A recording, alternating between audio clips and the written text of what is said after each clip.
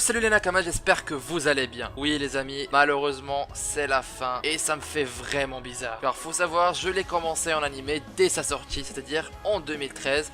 Et cet animé m'a vraiment apporté beaucoup, même énormément de choses. Et qui est pour moi l'un des meilleurs animés de tous les temps. Un animé masterclass. Je ne suis pas habitué à faire des reviews sur cette chaîne, mais je ne pouvais pas laisser passer cela. Je voulais absolument parler de cette fin et surtout honorer cette œuvre et remercier bien sûr Isayama. Donc il y aura peu de montage pour cette vidéo. On va appeler ça une vidéo non officielle, voilà. Et juste petit message pour les fans du manga, je vous en supplie et par pitié, ne spoilez pas dans les réseaux sociaux, ne soyez pas égoïste. Donc voilà, petit message de prévention, pensez à ceux qui attendent l'anime quand même. Mon avis ainsi que mon ressenti sur cette fin reste quand même assez mitigé. Car je pense qu'on pouvait encore rallonger et développer cela autrement. Je parle bien sûr des chapitres passés, plus précisément avant que ça dégénère. Mais là où on est arrivé, je pense que c'était effectivement la seule et unique solution pour stopper tout cela et nous offrir une fin qui est quand même touchante. Donc je le rappelle, s'il vous plaît, n'harcelez pas Isayama, car malheureusement beaucoup de gens du monde entier le font. Et donc remercions-le et respectons-le pour nous avoir offert un chef-d'œuvre et un spectacle splendide pendant ces dernières années. Voilà, et commençons ce chapitre. Au début, nous sommes dans une discussion entre Eren et Armin, tous deux jeunes. Armin qui bien sûr demande à Eren pourquoi il a traité Mikasa de la sorte et pourquoi il l'a frappé. Et c'est à ce moment-là où nous aurons le point de vue de Eren. Il explique à Armin qu'il a fait tout cela pour bien sûr relier Eldia et Paradise ainsi que le monde entier. Et ce sacrifice était donc le seul moyen. On apprend aussi que Eren a éliminé 80% de la population, c'est juste monstrueux. Pour cette info, ça dépend aussi des traductions, mais normalement c'est correct, car on voit aussi la réaction choc de Armin. Eren continue à nous expliquer certaines choses sur Ymir, vu que c'est en quelque sorte le seul qui arrive à la comprendre. Nous avons aussi la réponse à notre question, qui est pourquoi avec tout ce qu'elle a subi, de la part du roi bien sûr, Ymir reste toujours son esclave. Alors qu'avec ses pouvoirs, elle peut tout détruire. Et c'est bizarre comme révélation, car on apprend qu'elle était tout simplement amoureuse du roi. Je ne m'attendais pas du tout à ça, mais voilà, c'est pas du tout ce que j'espérais. Et Ymir a attendu quand même longtemps pour que quelqu'un vienne la libérer, cette liberté qu'elle attendait tant. Et que Mikasa était celle qui devait la libérer de cette agonie de l'amour. Et bien sûr là on se réfère au chapitre précédent. On peut clairement voir en arrière-plan Ymir heureuse et qui est en train de sourire. Mikasa a brisé cette malédiction et Ymir est enfin libre. Et bien sûr Eren n'a fait qu'emprunter un chemin déjà tout tracé et que ce n'était pas vraiment ce qu'il espérait. Mais il était obligé. En quelque sorte, c'est cette voie d'Ymir que suivait Eren, qui est responsable de la mort bien sûr de sa mère et de tout ce qui est arrivé dans ce monde. Mais il y a eu notamment beaucoup d'erreurs de traduction. Donc reste à voir certaines choses pour les confirmer, car ce moment-là était quand même bizarre. Or c'est Eren qui a tué sa mère? Bon, n'y pensons plus, c'est la faute d'Ymir, voilà. Après, on se retrouve encore une fois avec Armin et Eren, mais cette fois-ci dans un tout autre décor. Tout au long de la mer et au loin, qui représente bien sûr la liberté. Et à ce moment-là, il décide de parler de Mikasa. J'ai quand même bien apprécié ce moment-là, et surtout le coup de poing de Armin. C'était quand même assez surprenant et assez spécial de sa part. Et après, il parlait de la future vie amoureuse de Mikasa, et ça m'a quand même assez surpris de voir Eren sangloter à propos de Mikasa. Avouons bien sûr d'une certaine façon son amour pour elle et aussi qu'il ne veut pas du tout mourir et veut rester avec tout le monde et avec elle. Et revoir un peu ce Eren là m'avait quand même manqué. Un Eren hors de son rôle d'antagoniste. Et on voit bien sûr que cette discussion profonde avec Armin s'est passée avant ces derniers événements. Et Eren qui explique à Armin qu'ils vont devoir se battre contre lui, que c'est lui leur ennemi, qu'ils devront le tuer. Et bien sûr qu'il allait effacer leur mémoire temporairement. Et le merci d'avoir endossé le rôle de l'ennemi pour nous était quand même assez triste. Et après, Eren prend Armin dans ses bras et lui dit que c'est toi Armin qui sauvera l'humanité. Ce dernier moment entre les deux meilleurs amis était quand même rempli d'émotions. Je ne sais pas pour vous, mais à ce moment-là, il y a eu beaucoup de flashbacks qui ont ressurgi. Ceux de la saison 1, de la saison 2 et tous les moments qu'ils ont passés ensemble. C'est assez triste quand même. Et juste après, Armin se retrouve donc dans le fameux bateau avec Annie en sa compagnie, toujours dans le passé. Et j'aime bien cette transition avec l'oiseau et Falco, c'est vraiment pas mal. Et on revient au présent avec Mikasa portant la tête d'Eren. Et on apprend que Armin n'était pas le seul et que Eren a parlé avec tous ses amis. Et que bien sûr les titans ainsi que leurs pouvoirs ont disparu et cette fois-ci pour de bon. Nous sommes dans un monde désormais sans titans.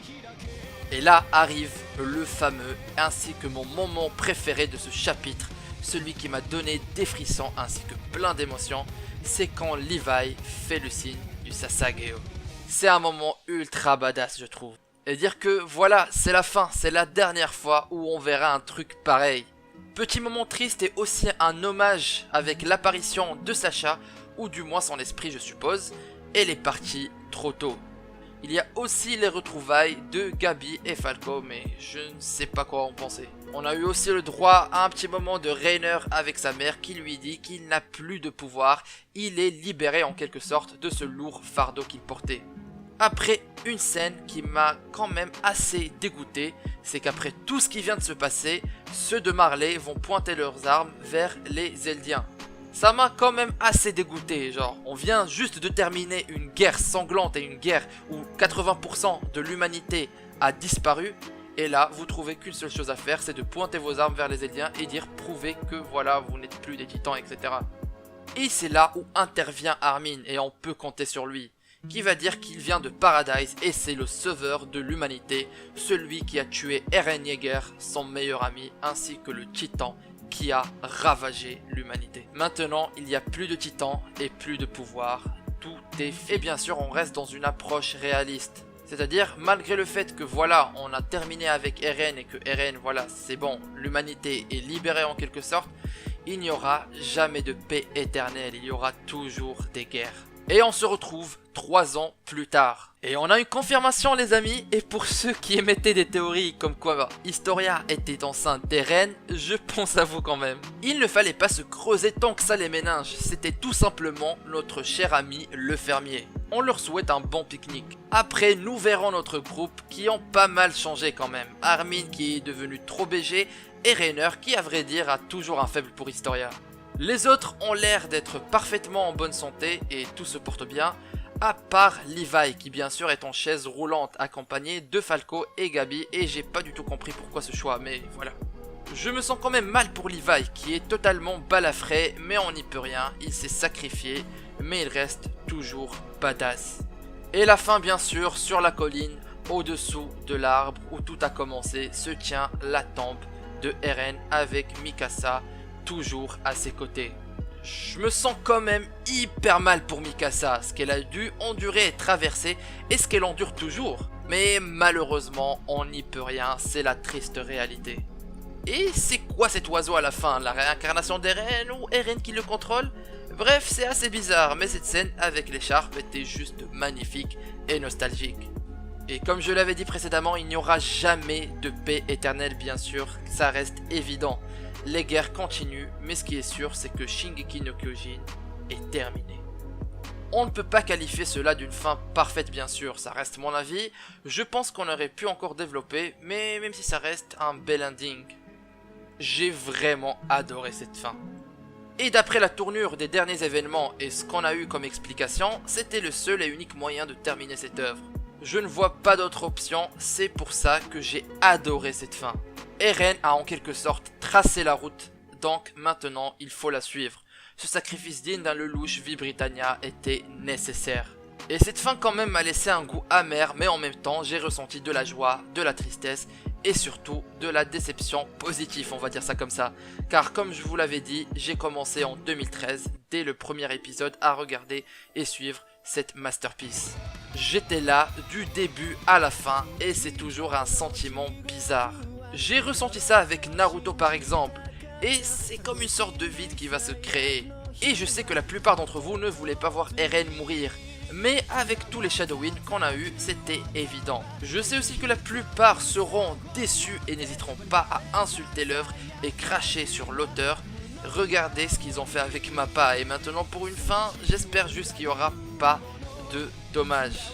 Il y a aussi ce petit point là que certaines questions ou mystères restent toujours méconnus et on espère tous avoir le droit à un spin-off ou des spin-offs. Crions les amis. En tout cas, dites-moi vos avis dans les commentaires. Qu'est-ce que vous avez pensé de cette fin de SNK? J'arrive toujours pas à y croire que c'est terminé.